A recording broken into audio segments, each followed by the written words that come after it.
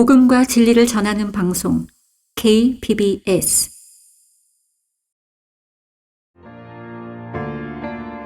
신실한 하나님의 종들의 설교 강단의 거성. 그리스도와 연합하는 성도들에게 전하는 메시지. 이 시간엔 시간을 사서 얻으라는 제목으로 성경침례교회 박승영 목사가 전합니다. 본문은 골로새서 4장 5절입니다. 시간을 사서 얻으라 라는 제목으로 설교하겠습니다. 보통 제가 중고등부 학생들이나 청년부 강의를 할 때 시간 관리에 대한 강의를 이제 하는 경우가 종종 있는데, 에베소서 5장이라든지 골로새서 4장 5절 이 말씀을 가지고 주로 하게 됩니다. 그리스도인의 시간 관리하면 반드시 이 두 본문을 이제 봐야 되는 거예요. 이따가 이제 차차 설교하면서 에베소서에 나오는 내용은 보도록 하겠습니다. 이 어떤 통계를 보니까요, 인간은 세상에 태어나서 죽을 때까지 평균적으로 보니까 25년 동안 잠을 잔다고 합니다.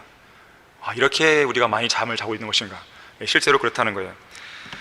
또 직장에서 일을 하는 기간을 봤더니, 물론 이제 쉬고 퇴근하고 이거 다 빼고요, 순수하게 일하는 기간만 보면 10년 4개월 동안을 일한다 그래요. 생각보다 그렇게 많이 일하는 것 같지가 않죠. 또 9년 1개월간 TV 앞에 앉아 있고요, 일하는 시간과 거의 맞먹은 거예요. 3년 8개월 동안 밥을 먹고 1년 6개월 동안 화장실에 가고, 화장실 가는 시간만 해도 1년이 넘어가요. 4년 4개월 동안 자가용을 운전하고 다닙니다. 그리고 이 깨어있는 시간의 70%를요 스마트폰 같은 이 디지털 기기를 보는데 사용한다 그래요. 또한 일평생 90%의 시간을 건물 안에서 보낸다 그래요. 90%를. 그만큼 사람들이 운동을 안 하는 것이죠. 또 일평생 크게 웃는 횟수를 보니까 29만 번이나 웃는다 그래요. 그렇게 많이 웃을 일이 있나요? 또 걸어다니는 거리를 보니까 16만 킬로미터를 걸어다니고요, 또 밤에 꿈을 꾸잖아요. 14만 번의 꿈을 꾼다 그래요. 커피 좋아하십니까? 1만 2천 잔의 커피를 마신다고 합니다. 특히나 이 평생 동안 보통 어떤 결심이나 다짐을 하잖아요. 보니까는 200만 번의 다짐과 결심을 한다 그래요. 크고 작은 결심들을. 그렇게 많이 다짐을 하지만 실제로 실천으로 옮겨진 것은 극히 미미하다 그럽니다. 욥기 7장 1절에서는 세상에 있는 인간에게는 정해진 시간이 있지 아니하냐, 그의 날들이 또한 품꾼의 날들과 같지 아니하냐 그랬어요. 자, 인간에게는 시간이 정해져 있습니다. 무한정 주어지는 게 아니에요. 시간에는 반드시 시작이 있고 또 끝이 있습니다. 태초에 하늘과 땅이 창조되면서 시작된 이 시간의 역사는 우주의 멸망과 함께 끝을 향해 달려가고 있다는 것을 우리는 기억해야 됩니다. 시간이 갖고 있는 몇 가지 특징들이 있어요. 여러분들이 시간이 갖고 있는 특징들을 좀 잘 알아두시면 시간을 관리하는 데 있어서 효과적이 될 수 있습니다. 우선적으로는요, 어느 누구도 인간에게 정해져 있는 시간을 변경할 수가 없습니다. 바꿀 수 없어요. 어느 누구에든지 하루 24시간, 1440분, 86,400초씩 한치의 오차도 없이 꼬박꼬박 주어지고 있는 것이죠. 누구에게 더 많이 주어지고 누구에겐 덜 주어지고 그런 건 없습니다. 두 번째로는 시간은요 저장할 수가 없어요. 돈은 저축할 수 있는데 시간은 저축이 안 됩니다. 어느 날 하루를 보냈는데 시간이 많이 남았다고 해서 은행에다가 저축했다가 다음 날 혹은 내가 필요할 때 꺼내 쓸 수 있는 것이 아니에요. 세 번째는요, 시간이 정해져 있다고 그랬는데요, 이 시간의 그 양을 늘리거나 줄일 수도 없어요. 요한복음 11장 9절에서 예수님께서 물으시죠. 낮은 12시간이 아니냐? 낮은 12시간도 정해져 있어요. 그 양이 정해져 있는 것이죠. 하루 24시간 중에서 세상의 빛을 볼 수 있는 시간은 단 12시간이죠. 이 12시간이라는 양을, 12시간이라는 이 길이를 더 늘리거나 줄일 수가 없습니다. 밤도 마찬가지예요. 12시간이라고 하는 각각 12시간인 낮과 밤의 길이를 원하는 만큼 늘리거나 줄일 수가 없습니다. 그것을 하실 수 있는 분은 하나님 한 분이시죠. 창조주 하나님 한 분밖에 없습니다. 시간을 창조하신 분, 공간을 창조하신 분, 바로 그분만이 이 시간을 늘리거나 줄일 수가 있는 거예요. 그런 경우가 있었죠. 여호수아의 정복 전쟁 당시에 기브온 전투가 한창이었습니다. 그 당시에 여호수아는 완전한 진멸을 위해서 주님께 더 긴 시간을 요구했잖아요. 결국 태양과 달이 멈추는 위대한 기적이 일어났죠. 그 결과 태양은 거의 종일 밑으로 내려가지 않았다고 성경은 기록하고 있습니다. 거의 종일. 하루가 24시간이잖아요. 거의 24시간이에요. 대부분의 이제 신학자들은 23시간 20분으로 동의를 하고 있죠. 실제로 당시에 이러한 이 기적이 일어났다는 것을 보여주는 고대 기록들이 있습니다. 멕시코 같은 경우는 이스라엘과는 8시간의 시차가 있는데요. 멕시코의 한 고대 기록에 따르면 기브온 전투가 벌어지는 그 기간에 이 밤 시간이 12시간 더 연장됐다고, 12시간보다 더 연장됐다고 그런 기록이 남아 있습니다. 하나님만이 하실 수 있는 거예요. 또한 네 번째로 시간은요, 남에게 양도할 수가 없습니다. 자신에게 시간이 남는다고 해서 다른 사람에게 넘겨줄 수도 없고, 내가 부족하다고 해서 다른 사람의 남는 시간을 가져올 수도 없어요. 마지막 다섯 번째 특징은요, 시간은 끊임없이 한결같은 속도로 가죠. 시간이 빨리 갔다가 느리게 갔다가 그런 경우는 없습니다. 시계는 가능하죠. 시간을 표시해주는 시계는 이 환경이나 기상 조건에 따라서 더 빨리 가기도 하고 느리게 가기도 하고, 그래서 때로는 이 시계가 잘 안 맞기도 하잖아요. 하지만 시간 자체는 속도가 항상 일정합니다. 상대성 이론을 말하는 아인슈타인이 뭐라고 떠들지 간에 시간은 일정하게 가는 것이에요. 동일한 속도를 유지하며 흘러가다가 결국 마지막에 다다르게 됩니다. 한편 시간은 하나님께서 인류에게 주신 선물입니다. 나이가 많든 나이가 적든, 구원을 받았든 받지 않았든, 어떤 국적과 종교를 가지고 있든지 관계없어요. 누구에게나 똑같이 공평하게 동일한 시간이 매일매일 주어지는 선물이에요. 내일 시간이 안 주어지면 어떡하지? 내일 모레 안 주어지면 어떡하지? 그런 걱정할 필요도 없어요. 하나님께서 정해진 범주 안에서는요, 시간은 계속 흘러가게 되어 있고 누구에게나 그 시간은 주어지게 되어 있는 것입니다. 자, 그렇다면 여러분들은 선물로 주어진 그 시간으로 인해서 하나님께 감사를 드린 적이 있습니까? 저에게 시간을 주셔서 감사합니다. 돈을 주셔서 감사합니다는 기도가 나오는데 시간을 주셔서 감사합니다. 감사해 본 적 있습니까? 오늘도 나에게 생명의 호흡을 허락하시고 하루를 살아갈 수 있는 이 기회로 인해서 감사를 드립니다. 만약에 감사하고 있다면 그렇게 감사하시는 분은 날마다 선물로 주어지는 시간을 과연 어떻게 사용하고 있습니까? 시간을 효율적으로 쓰고 있습니까? 아니면 낭비하고 있습니까? 시간을 선물로 주신 하나님과 그분의 사역을 위해서 쓰고 있습니까? 진리의 기치를 드높이기 위해서 여러분이 사용하는 시간은 얼마나 됩니까? 그리스도의 심판대에 서게 되면요, 하나님께서는 반드시 계산하십니다. 무엇으로 계산하실까요? 다른 여러 가지 기준들도 있겠지만 시간도 보실 걸 생각이 드는 거예요. 너가 성경을 얼마나 많이 읽었냐? 얼마의 시간 동안 읽었냐? 너가 진지하게 성경을 읽고 묵상한 시간은 과연 얼마 되냐? 너는 얼마의 시간 동안 성경을 공부했느냐? 때로는 횟수도 물어보겠죠. 너는 성경을 얼마나 읽었냐? 많은 분들이 찔리십니까? 지금부터 열심히 읽으시면 됩니다. 너는 기도하는데 얼마나 많은 시간을 들였냐? 그런 걸 물으시지 않겠습니까? 시간 관련해서는 분명히 그러한 질문들을 하실 수 있어요. 구원받은 그리스도인은 자신에게 주어진 시간을 낭비해서는 안 됩니다. 우리가 자주 듣는 이야기가 있죠. 인생은 두루마리 휴지와 같다 그랬어요. 뒤로 갈수록 빨리 풀리죠. 처음에는 천천히 풀리다가 뒤로 갈수록 속도가 더 빨라집니다. 인생이 실제로 그렇잖아요.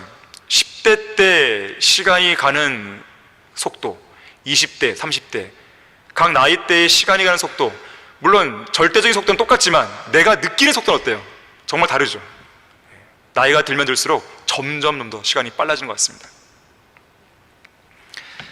두루마리 휴지야 다 떨어지면 갈아 끼우면 그만이에요. 하지만 인생의 두루마리는 갈아 끼울 수가 없습니다. 인생에는 연습이 없어요.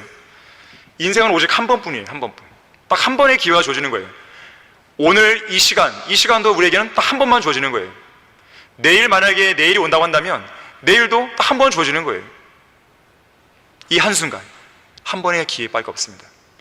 여러분이 예배를 드리고 있는 이 시간 얼마나 집중해서 얼마나 진지하게 얼마나 간절한 마음으로 하나님께 찬양을 드리고 또 기도하고 또 헌신하고 무엇보다도 하나님의 말씀 앞에 집중하고 있는지 하나님의 장부에는 기록이 되고 있는 것이죠.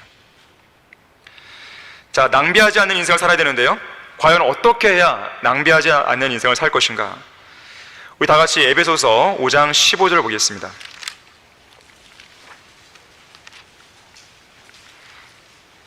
에베소서 5장 15절 16절을 보시면, 그러므로 너희가 얼마나 정확히 행하고 있는지 주의하라. 미련한 사람같이 행하지 말고 현명한 사람같이 행하여 시간을 사서 얻으라.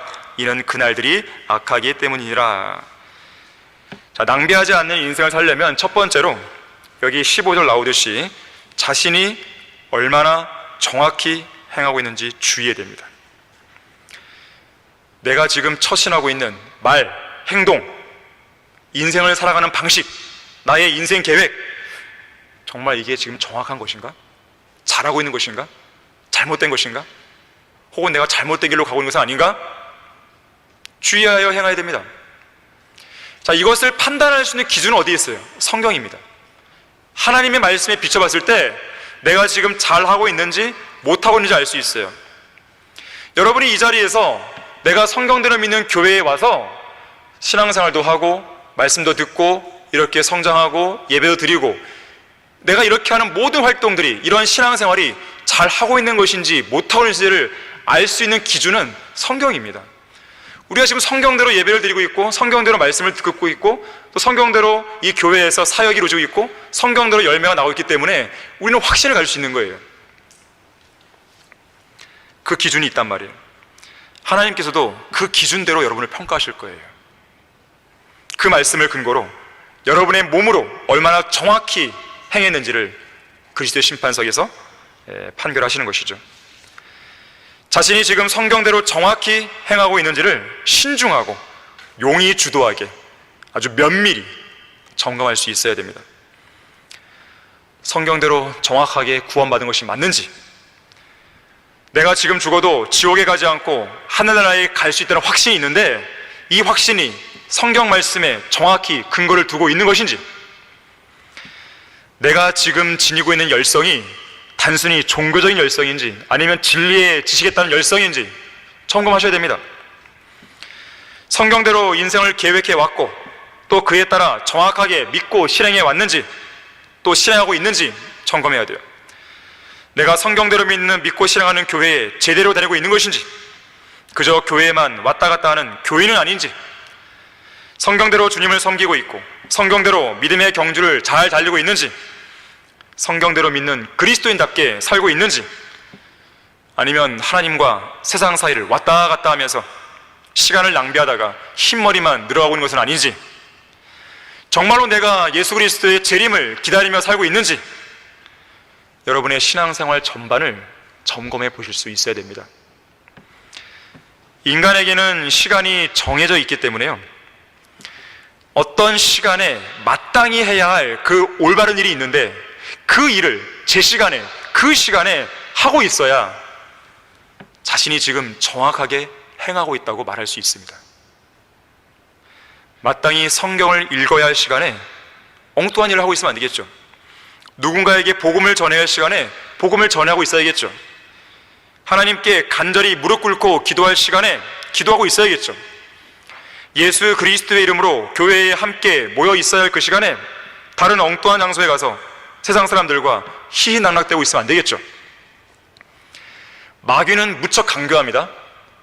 어떤 면에서 강교하냐면 내가 마땅히 해야 할 그 일을 그 시간에 하지 못하도록 합니다. 그리고 다른 일들에 분주하게 만들어버리는 거예요. 우리가 주님을 위해 한창 일하고 있어야 할 그 시간에 우리를 하여금 쉬게 만들어버려요.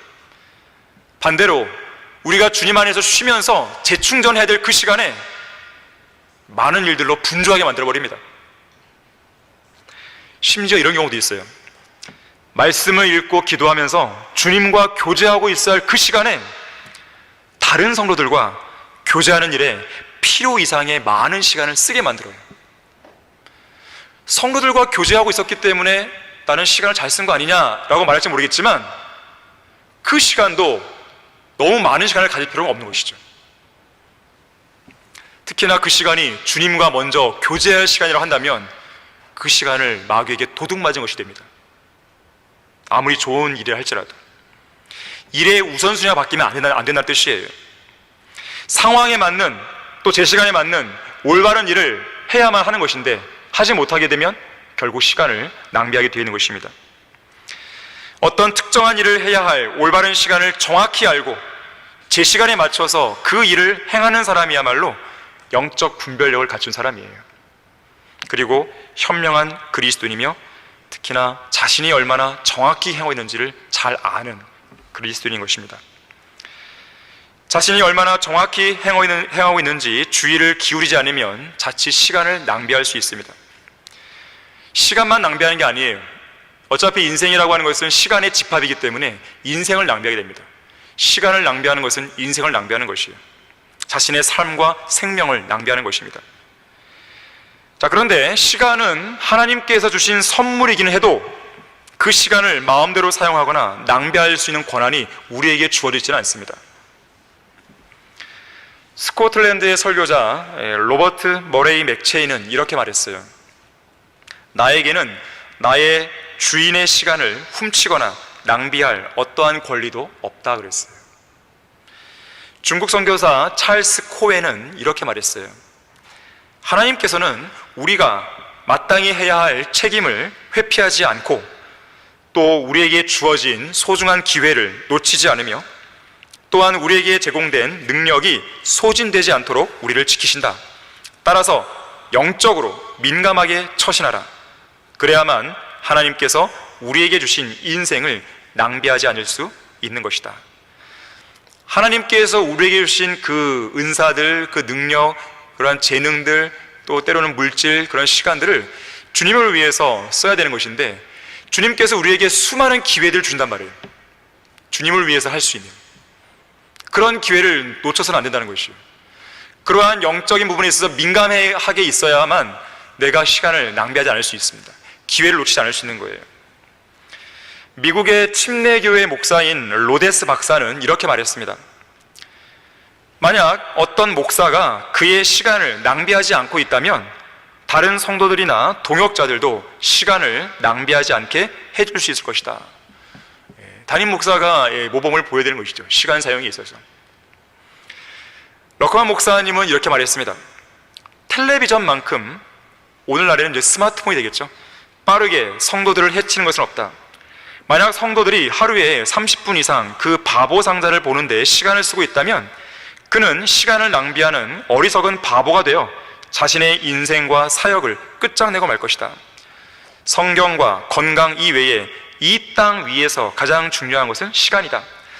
물론 예수 그리스도와 구원받는 것이 가장 중요하다. 하지만 소유의 관점에서 볼 때 성경과 건강과 시간이 우리가 소유하고 있는 것 가운데 가장 중요한 요소이다. 운동과 휴식도 중요하다. 이 둘은 성경 공부와 기도만큼이나 필요하다. 그러나 텔레비전은 아무짝에도 쓸모가 없다. 그것은 오직 인간의 탐욕을 창조하고 부추기는 기계에 지나지 않는다. 그랬어요. 이 영국 격언에 시간을 낭비하는 것만큼 큰 죄는 없다라는 격언이 있어요. 시간을 낭비하는 건 죄입니다. 하나님께서 우리에게 주신 그 시간을 낭비하는 것은 청지기로서의 올바른 역할이 아니에요. 한 번은 어떤 사람이 밤중에 꿈을 꿨습니다. 그 꿈속에서 엄중한 법정으로 불려나갔어요. 이제 막 판결을 내리려고 하는 판사 앞에 두렵고 떨리는 마음으로 이 사람이 서 있었어요. 그때 판결이 떨어졌습니다. 피고 누구누구를 사형에 처한다. 이 청천벽력과 같은 사형 선고에 이 사람은 마지막 항변을 하면서 도대체 제가 지은 죄가 무엇입니까? 무엇이기에 사형죄를 언도하는 겁니까? 항변했어요.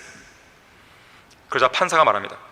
너의 죄는 인간이라면 누구나 흔히 저지를 수 있는 가장 심각한 죄다. 그것은 바로 인생을 낭비한 죄다. 이 사람은 할 말을 잃었습니다. 자신의 죄를 인정할 수밖에 없었어요. 만일 여러분에게 너의 죄는 인생을 낭비한 죄다, 그 죄로 인해 사형에 처한다는 이 판결이 떨어지면 어떻겠습니까? 이 엄중한 판결 앞에서 나는 죄 없는데요? 나는 시간을 낭비한 적이 없는데요? 앞으로도 그럴 것인데요? 과연 그렇게 자신 있게 말할 수 있는 사람이 과연 몇 명이 될까요? 아마 거의 없겠죠. 인생을 낭비한 죄에 대해서 결백을 주장할 수 있는 사람은 거의 없습니다. 정말 거의 없어요. 누가복음 12장에도 인생을 낭비한 어떤 부자에게 사형 선고가 떨어지죠. 이 부자에게는 집도 있었고 땅도 있었어요. 그가 소유하고 있는 농장은 풍작을 이뤘습니다. 너무나 큰 풍작을 이뤄서 곡식을 쌓아둘 공간이 없었어요. 모자릅니다. 보통 그럴 경우에는 원래 있던 곡간 외에 다른 곡간을 더 세울 거 아니겠어요? 근데 이 사람은 그렇게도 안 해요. 원래 있던 곡간을 다 허물어버려요. 그리고 더 큰 곡간을 세우죠. 돈이 그렇게 남아 도나 보죠? 그러면서 이렇게 말하죠. 내 혼아, 내가 여러 해 동안 쓸 물건들을 많이 쌓아두었으니 편히 쉬고 먹고 마시고 즐거워하라 하리라. 하지만 이 사람 인생에는 하나님께서 들어가실 자리가 없었어요. 진리의 말씀과도 무관한 인생이었습니다. 그 부자가 쌓아놓았던 그 부는 영원한 삶을 위한 것도 아니었어요. 오직 순간의 쾌락, 현실 만족을 위한 것이었습니다. 자기의 육신의 정욕을 채우기 위한 노력만 가득했던 것이죠. 그 사람 딴에는 성공한 인생이라고 자부했을지 모르지만 하나님께서 보시기에는 망한 인생이죠. 낭비한 인생입니다. 결국 그 인생을 낭비한 부자에게요, 사형 선고가 이렇게 떨어집니다. 너 어리석은 자야, 오늘 밤 내 혼을 내게서 앗아가리니. 죽이겠다는 것이죠. 그러면 내가 장만한 그것들이 누구의 것이 되겠느냐? 영원하지 않은 재물과 영원한 혼을 맞바꾸며 사는 사람이 가장 어리석은 사람입니다. 지극히 짧은 인생과 영원한 삶을 맞바꾸며 사는 사람이 가장 어리석고 인생을 가장 낭비한 사람이에요. 그래서 성경은 이렇게 묻습니다. 사람이 온 세상을 얻고도 자신의 혼을 잃는다면 무슨 유익이 있겠느냐? 무슨 유익이 있겠습니까? 아무 유익도 없어요. 오히려 손해가 나죠. 그것도 가장 큰 손해가 나죠. 왜 그런 것이에요? 그 혼이 가게 될 종착지가 영원한 불못이기 때문에 그렇습니다. 설령 그가 구원 받았다 할지라도 그리스도의 심판석에 섰을 때 거덜난 인생이 되는 것이죠. 아무것도 남는 게 없는 거예요.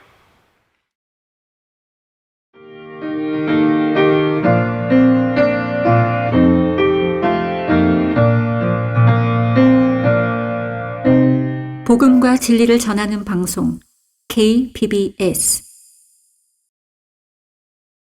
낭비하지 않는 인생을 살려면 어떻게 됩니까? 두 번째로 주의 뜻이 무엇인지 이해하는 현명한 사람이 되어야 됩니다.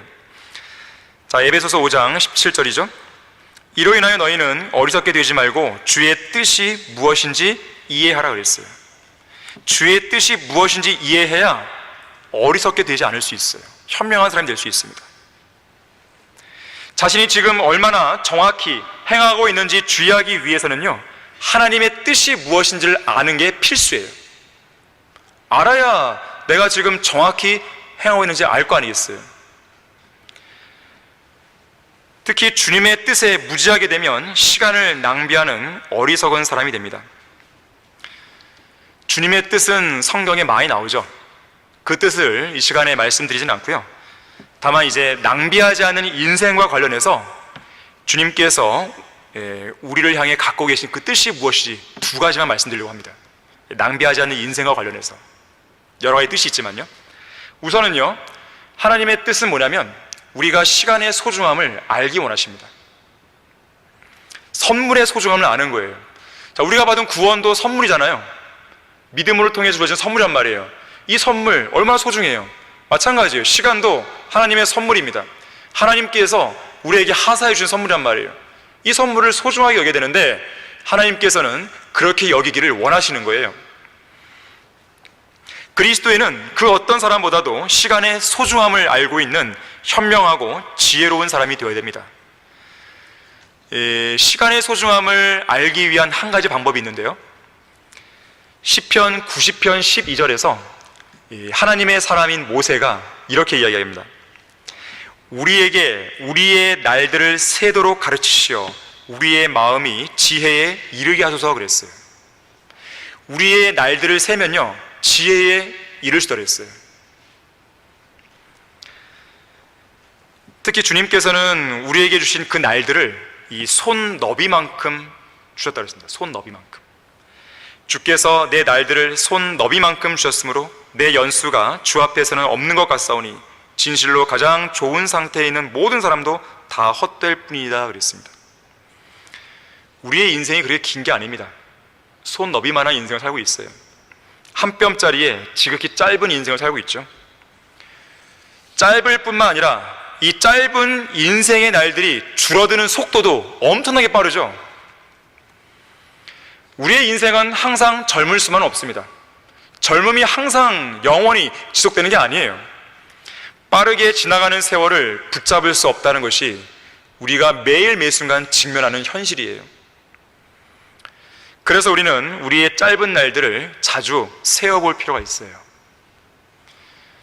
대충 우리의 날들이 인생은 70이요 강건은 80이라 했으니까요, 대충 계산해 볼 수 있지 않겠습니까? 과연 우리가 지나온 날들은 얼마나 지나온 것이고 우리에게 남아있는 날들은 대략 얼마인지를 세볼 수 있잖아요. 우리에게 남아있는 날들이 얼마나 되는지 가늠해 보면서 시간의 중요성을, 소중함을 인식해야 되는 것이에요. 특히나 우리가 지금까지 하나님의 뜻을 행하면서 주님과 교제하며 보낸 날들은 얼마나 되고 또 앞으로 주님을 위해 일할 수 있는 날들은 얼마나 남아있는지 주의 깊게 세어봐야 돼요.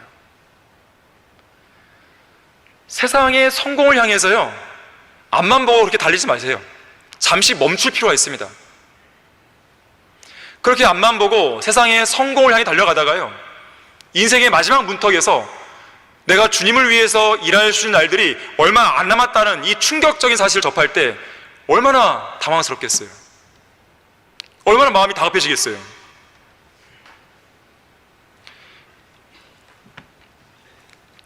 그렇게 우리의 날들을 세다 보면요, 성경의 권면대로 우리의 마음은 지혜에 이를 것이고 우리 모두는 현명한 그리스도인이 될 수 있습니다. 시간의 소중함에 대해서 제가 두 가지 예화를 좀 드리려고 합니다.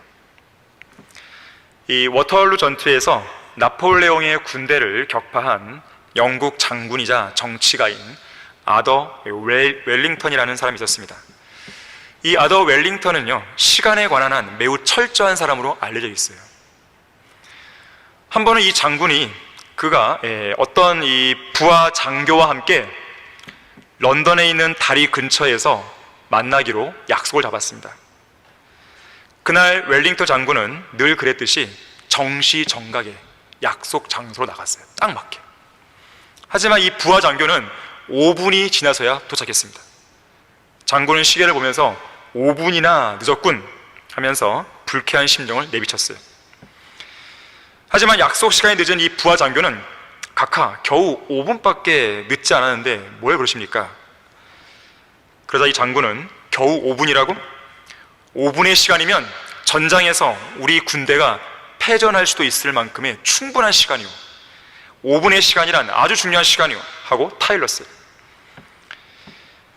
얼마 후에 웰링턴 장군은 이 부하 장교와 또다시 만날 약속을 잡게 됩니다. 이번에는 그 반대로 이 부하 장교가 5분 일찍 나와서 장군을 기다렸어요. 그리고 이 장군이 왔을 때 이 부하 장교는 의기양양하면서 각하 어떻습니까? 이번에는 제가 5분이나 더 일찍 나왔습니다. 그러자 웰링턴 장군은 이번에도 그를 꾸짖었어요. 정말이지 자네는 5분의 가치를 모르는 사람이군.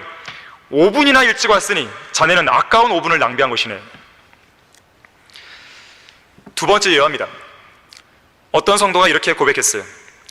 나는 너무 할 일이 많고 바빠서 아침에 무릎을 꿇고 진지하게 기도할 수 있는 시간이 충분하지 않다. 오늘도 나는 서둘러 직장에 가야 했기에 성급히 기도를 마치고 그 자리에서 일어났다.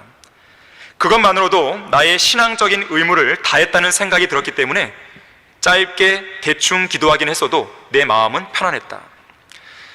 또한 하루 종일 바쁘게 보내다 보니 성경을 읽을 시간도, 하나님께 찬양하고 감사할 시간도, 직장 동료들에게 예수 그리스도의 복음을 전할 시간도 없었다. 정말이지 너무 바쁘다, 시간이 없다, 할 일이 너무 많다. 그것이 나의 끊임없는 변명이었다. 근데 이 성도가 마침내 죽음의 순간을 맞게 됩니다. 그리고 죽음의 문턱을 넘어 주님 앞에 나아갔어요. 그는 주님 앞에 서서 눈을 감고 있었습니다. 주님께서는 그 손에 책을 한 권 들고 계셨는데요, 이 책은 어린 양의 생명의 책이었어요. 하나님께서는 이 책을 앞에서 뒤까지 뒤적이면서 한참 찾아보신 후에 이렇게 말씀하셨습니다. 이상하게도 너의 이름이 이 생명책에 없구나. 사실 너가 예수 그리스도를 믿었을 때 이 생명의 책에 내가 기록해 두려고 했는데 내가 너무 바쁘다 보니 너의 이름을 생명책에 기록할 시간이 없었구나. 미안하다. 물론 이런 일이 일어나지는 않겠죠. 하지만 항상 바쁘다는 핑계로 변명하면서 주님의 뜻과 무관하게 살았던 성도들을 향해 하나님께서도 그런 농담이나 그런 변명을 하실 수 있는 알리바이가 충분히 있으신 거죠. 자, 낭비하지 않는 인생과 관련해서요, 주님께서는 또 어떤 뜻이 있을까요? 아까는 시간의 소중함을 알길 원하세요. 두 번째는 우리 각자를 향해 갖고 계신 하나님의 놀랍고 위대한 계획들을 우리가 알기를 원하세요. 자, 성경에는 일반적인 하나님의 뜻도 있지만요, 여러분 각자를 향한 하나님의 계획이 있습니다. 구원받은 모든 성도들을 향해서는요, 그런 계획이 없을 수 없어요. 여러분들에게 가장 걸맞는 인생 설계도가 있는 것입니다. 그 설계도대로 우리가 살아가기를 원하시는 거예요. 시편 32편 8절에서 내가 가야 할 길을 내가 네게 지시하고 가르치리니 내가 너를 내 눈으로 인도하리라 그랬어요. 여러분은 주님의 지시와 가르침을 받고 계십니까? 하나님의 인도하심을 받고 있습니까? 하나님만이 우리의 앞날을 아시고 우리가 걸어가야 할 방향과 앞으로 나아가야 할 진로와 직업을 정해주실 수 있는 분이에요. 비록 우리는 내일 일어날 일을 알지 못하지만 적어도 우리의 앞날을 붙들고 계시는 분이 누구인지는 확실하게 말할 수 있잖아요. 그래서 우리는 하나님의 뜻을 알아야 되는 거예요. 하나님의 인도하심이 어디 있는지를 우리는 주셔야 되는 것이에요. 하나님의 뜻을 발견하는 것은 모든 그리스도인의 당면 과제입니다. 아무리 도덕적으로는 선한 삶을 살았다 해도 주님의 뜻에 무지하거나 온전히 그 뜻에 순종하지 않는 것은 죄입니다. 왜 그런지 아십니까? 하나님의 계획을 망쳤기 때문에 그래요. 그 사람을 향해서, 그 성도를 향해서 하나님께서는 분명한 계획이 있는데 이 사람이 그런 주님의 뜻과 무관하게 산 것이죠. 하나님의 계획을 망쳐버린 것입니다. 죄를 진 거예요. 매일의 삶 속에서 성경에 제시된 하나님의 뜻에 순종하고 진리의 성경을 따라 자신의 인생을 구체적인 계획으로 인도하실 주님만을 신뢰하고 기다려야 합니다. 주님과 끊임없는 간단 없는 교제를 하면서 주님이 원하시는 것이 무엇인지 저에게 알려주시라고 간구해야 돼요. 그리고 그 뜻에 하나씩 하나씩 순종하다 보면 우리가 남은 인생 동안 무엇을 해야 할지 하나님께서는 원대한 계획을 구체적으로 보여주십니다. 여러분 각자를 향한 하나님의 계획을 보여주셨다면 조금 더 주저하지 말고 그 뜻에 인생의 모든 것을 걸어야 됩니다. 현명하고 지혜로운 성도는 누구냐면 자기 자신을 향한 하나님의 뜻이 무엇인지 알고 그 뜻에 자신의 모든 것을 거는 거예요. 승부수는 그럴 때 띄우는 것입니다. 아무 때나 띄우는 게 아니에요. 자기의 몸이든 자기의 마음이든 자기의 지식이든 자기의 은사든 자기의 재능이든 물질이든 시간이든 그 무엇이든 다 좋습니다. 나에게 주어진 그 모든 것들을 하나님의 뜻에 다 쏟아붓는 것이에요. 그러면 그 사람은 시간을 낭비하지 않을 수 있는 거예요. 그렇게 해야지만 우리를 구속하신 예수 그리스도 안에서 의미 있는 인생을 살 수 있는 것입니다. 자, 낭비하지 않는 인생을 살려면 어떻게 됩니까? 마지막 세 번째로 에베소서 5장 16절에 나오듯이 시간을 사서 얻어야 됩니다. 시간을 사서 얻으라. 이는 그 날들이 악하기 때문이라. 저는 서두에 시간은 돈을 주고 살 수 있는 대상이 아니라고 말씀드렸어요. 시간의 속성상 시간은 누구에게나 공평하게 주어지고 자신에게 주어진 시간을 다른 사람에게 양도하거나 사고 팔 수 없어요. 자, 그런데 성경은 시간을 사서 얻으라고 우리에게 권면합니다. 어떻게 해야 시간을 사서 얻을 수 있는 것입니까? 갑지불이에요, 갑지불. 어떤 갑지불이냐면 이 같은 시간에 여러 가지 일들을 할 수 있잖아요. 그런데 아까 말씀드렸듯이 그 시간에 반드시 해야 할 일은 있단 말이에요. 다시 말하자면 그 시간에 반드시 해야 할 그 일을 위해서 반드시 하지 않아도 될 수많은 일들을 희생시키는 거예요. 갑지불이죠. 그래야만 내가 그 일을 할 수 있는 시간을 확보할 수 있는 거예요. 바로 이것이 시간을 사서 얻는다는 그 의미인 것이에요. 시간은 돈이다 라는 말이 있죠. 이 말을 처음으로 한 사람이 벤자민 프랭클린입니다. 이 벤자민 프랭클린은 이 젊은 상인에게 하는 조언, 이런 제목의 에세이에서 시간은 돈이다 이 말을 쓰게 돼요. 그 짤막한 그 한 토막의 내용을 이야기하면 이렇습니다. 이 젊은 상인에게 이런 조언을 주는 거예요. 이보게, 시간은 돈이라네. 시간이 돈이라는 이 말을 자네는 절대로 잊지 말게. 열심히 일을 해서 오전에 5실링을 벌고 오후에도 5실링을 벌어서 하루 동안 10실링을 벌 수 있는 어떤 사람이 있는데 어느 날인가 그는 그날따라 기분이 그래서 그런지 몰라도 오전에만 일하고 오후에는 일하지 않았다네. 그리고 그가 오후에 일을 안 하는 대신에 자기 기분 전환을 위해서 6펜스를 썼다고 해보세요. 그런 경우에 이 사람은 고작 6펜스밖에 안 썼네 라고 생각하기 쉽네. 하지만 실제로는 그렇지 않다는 것을 잘 알아야 하네. 사실 그 사람은 6펜스만 쓴 게 아니라 오후에 일을 했다면 벌 수 있었을 5실링까지 더 써버린 것이네. 이 말 한 것이에요. 바꿔 말하면 이런 거예요. 오후라고 하는 이 정해진 시간에 6펜스를 쓰면서 기분 전환을 하는 게 아니라 원래 했어야 할 일을 열심히 행함으로써 돈을 벌었다면 계획했던 대로 5실링을 벌었을 것이고 6펜스도 낭비하지 않았겠죠. 5실링 6펜스를 낭비하지 않았을 것이에요. 하지만 오후에도 열심히 일을 하지 않았기 때문에 5실링을 못 벌었고 결국 그 5실링을 낭비해버린 것이고 더 추가적으로 6펜스까지 낭비를 해버렸다는 것이에요. 바로 이것이 시간 사용에 있어서의 갑지불입니다. 기회비용이에요. 시간을 사서 얻는 일은 다른 무언가를 희생할 때 가능한 일입니다. 어떤 일을 하기 위한 시간을 사서 얻기 위해서 그 동일한 시간에 할 수 있는 어떤 다른 일들을 과감하게 희생시켜버리는 거예요. 과감하게 안 하는 것이죠. 나는 지금 이 일을 해야 돼. 이 일을 하기 위해서 내 시간을 확보해야 돼. 그러기 위해서는 다른 것들은 포기해야 돼. 이런 선택이 필요합니다. 같은 시간에 더 중요한 일을 하기 위해서 덜 중요한 일을 과감하게 포기하는 거예요. 물론 두 가지 일을 동시에 하면 가장 좋죠. 가장 좋은 것이에요. 하지만 그런 경우는 좀 많지가 않아요. 그럴 경우에는 과감하게 다른 거를 희생해야 돼요. 예를 들면 같은 시간에 어떤 사람은 TV를 보고 어떤 사람은 공부를 해요. 같은 시간에 어떤 사람은 좋은 친구를 만나고 어떤 사람은 나쁜 친구를 만납니다. 같은 시간에 어떤 사람은 말씀을 읽거나 기도를 하거나 구령을 하고 어떤 사람은 세상 일에 파묻혀 살아요. 같은 시간에 어떤 사람은 다른 사람들을 헐뜯는 데 시간을 보내고 어떤 사람은 서로 세워주는 일을 합니다.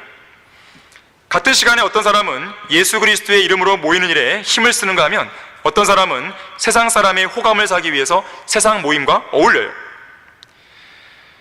자, 시간은 하루 24시간 누구에게나 공평하게 주어집니다. 다만 그 시간에 내가 어떤 일을 할 것인가, 그 선택이 내가 시간을 효율적으로 썼느냐 아니면 낭비했느냐, 이것이 결정되는 거예요. 많은 사람들이 시간 없다 그러잖아요. 너무 바빠, 시간이 없어, 시간이 없어. 하지만 시간이 없는 게 아니에요.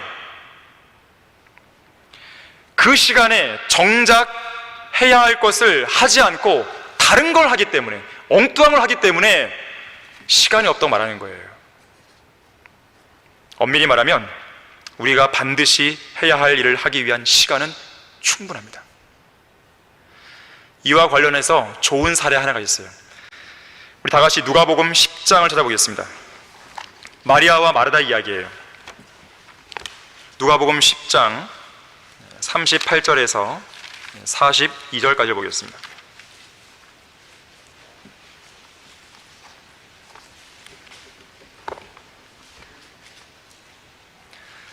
그들이 길을 가고 있을 때 주께서 어떤 마을에 들어가시니 이름이 마르다라고 하는 한 여인이 주를 자기 집으로 영접하더라. 그녀에게는 마리아라고 하는 동생이 있었는데 그녀도 예수의 발 앞에 앉아서 주의 말씀을 듣고 있더라. 그러나 마르다는 접대하는 일이 많아서 경황이 없더라.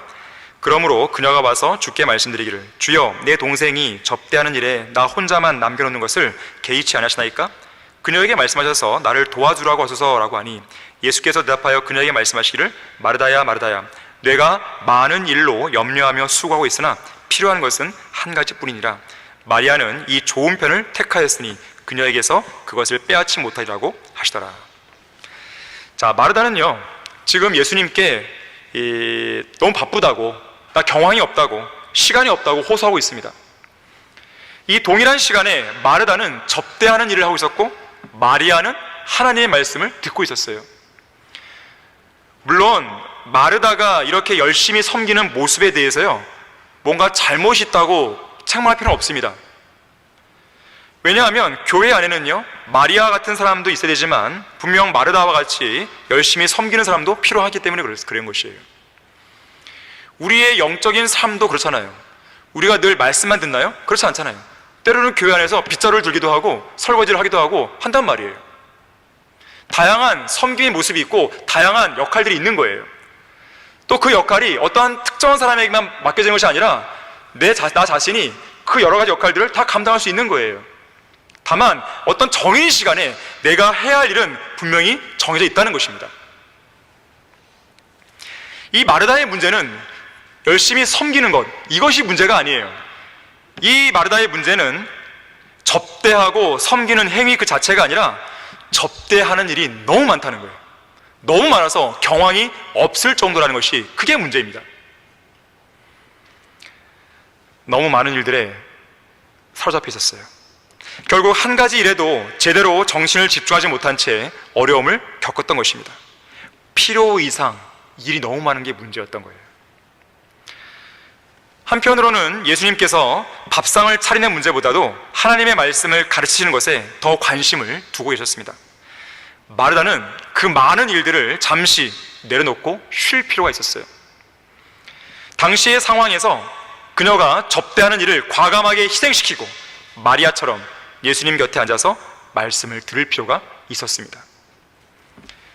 반면에 마리아는 이 동일한 시간에 가장 중요한 일을, 또 마땅히 했어야 할 일을 제대로 선택했죠. 예수님의 관점에서 보면 마리아는 시간을 사서 얻은 것이고 마르다는 시간을 효과적으로 쓰지 못한 거예요. 42절 보세요.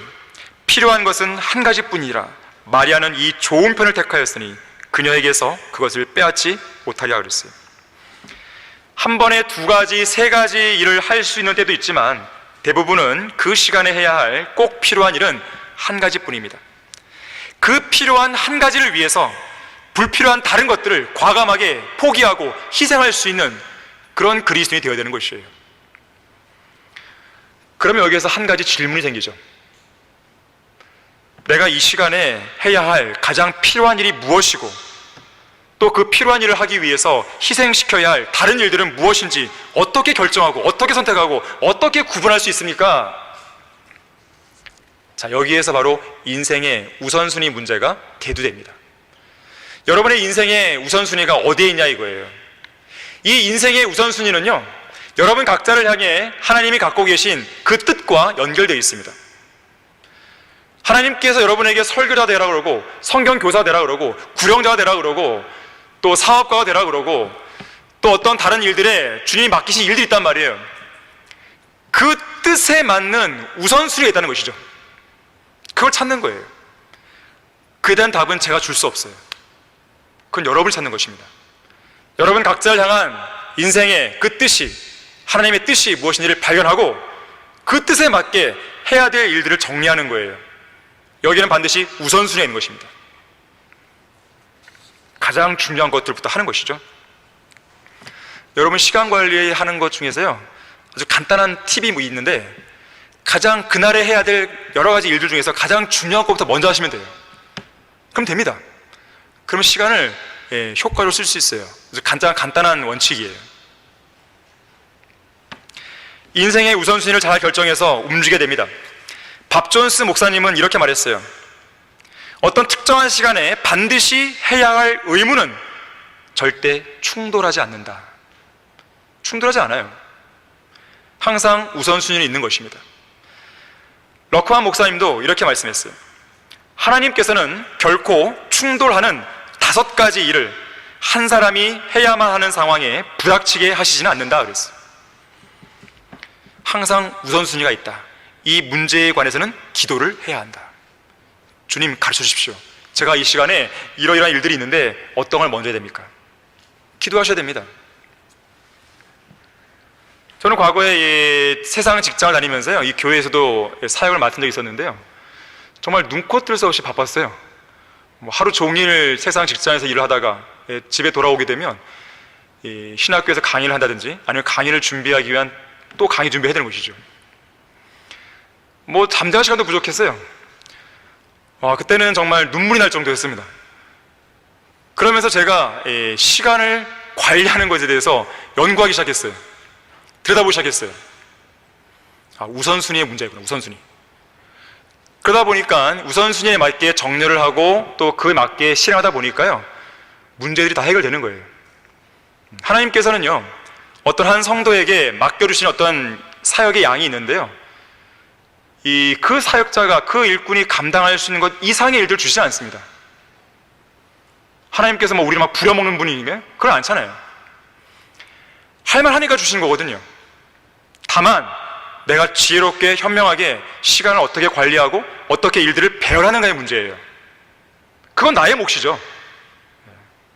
그런 것은 하나님께 지혜를 구해야 됩니다. 사람은 하루를 살면서 기본적으로 해야 하고 할 수밖에 없는 일들이 있어요. 이런 기본적인 일들에 필요 이상의 많은 시간을 써서는 안 됩니다. 예를 들면 잠자는 시간이나 밥 먹는 시간, 또 씻는 시간 같은 경우에도 너무 많은 시간을 쓸 필요 없어요. 어떤 사람은 점심을 먹는데 성대하게 차려 먹는 사람이 있어요. 점심은 그럴 필요까지는 없죠. 어떤 사람은 잠을 7시간 이상 자기도 합니다. 그건 불필요하죠. 불필요하게 시간을 낭비하는 요소들을 제거해야 됩니다. 잠을 자는데 필요 이상의 시간을 쓰고 있다면 그건 낭비예요. 그것부터 줄여야 됩니다. 밥 먹는데 막 2시간씩 먹고 있다고 한다면 역시 낭비죠. 어떤 사람은 운동하는데 막 2시간, 3시간 합니다. 그건 잘못된 것이죠. 물론 충분한 휴식을 취하지 말라 그런 말이 아니죠. 밥도 소화되지 않게 빨리 먹어라 그것도 아니죠. 러크만 목사님은 이렇게 말합니다. 어느 한 분야에 지나치게 많은 시간을 소비하는 것은 우리에게 주어진 제한된 인생과 주어진 하루의 시간을 염두에 두고 볼 때 전적으로 잘못이다 그랬어요. 자, 우리 인간에게는 시간이 정해져 있어요. 정해진 시간 안에 우리가 그 시간을 효율적으로 써야 되죠. 어떤 일에 대해서 막 시간을 무한정 막 투여해서는 안 되는 것이죠. 그 낭비되는 시간을 제거해야 됩니다. 제거되고 나면 나에게 시간이 확보됩니다. 여기서 우선순위에 맞게 내가 가장 먼저 해야 될 일을 먼저 하고 차례대로 순차적으로 해나가는 것이에요. 그러면 그 사람은 시간을 지혜롭게 쓸 수가 있는 것입니다.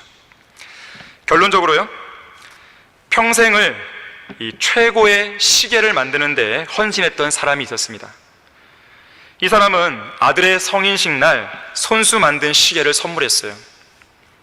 그런데 이 시계는 특이하게도 시침, 분침, 초침이 있을 거 아니겠어요? 있는데 시침을 만들 때는 동으로 만들고, 동이라는 재질로 만들고, 분침은 은으로 만들고, 초침은 금으로 만들었어요.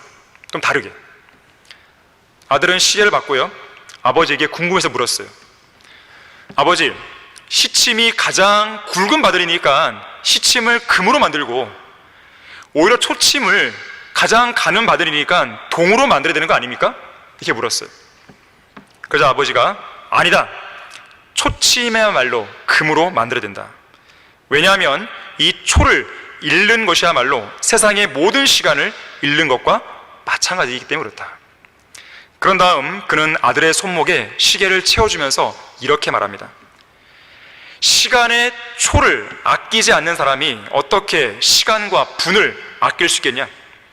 세상의 흐름은 초에 의해 결정된다는 것을 명심해라.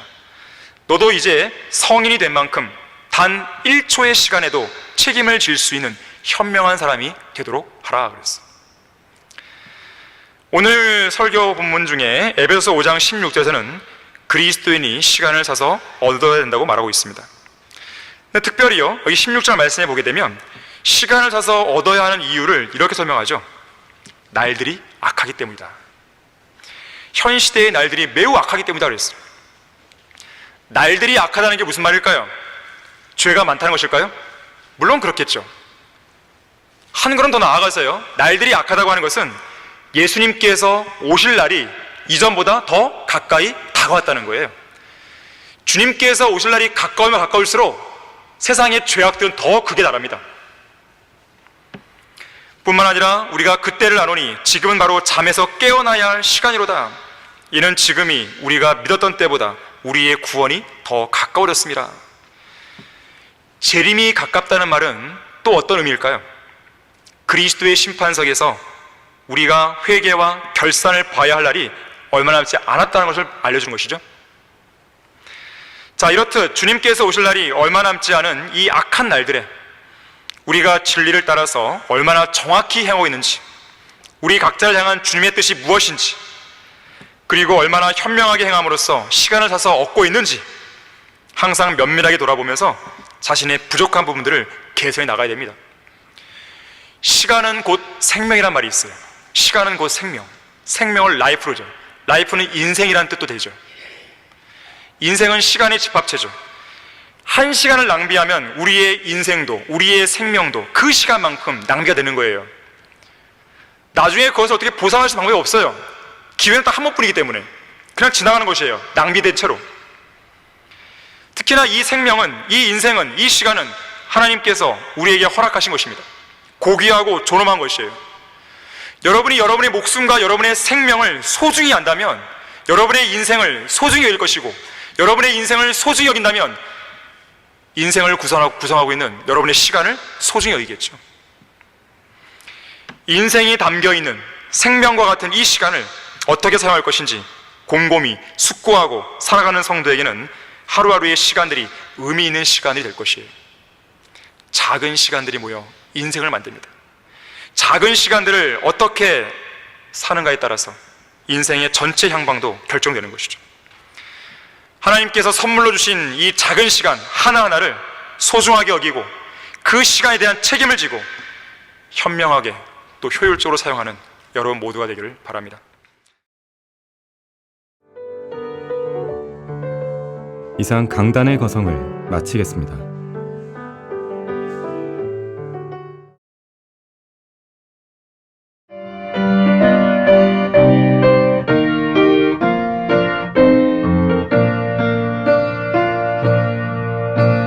복음과 진리를 전하는 방송 KBS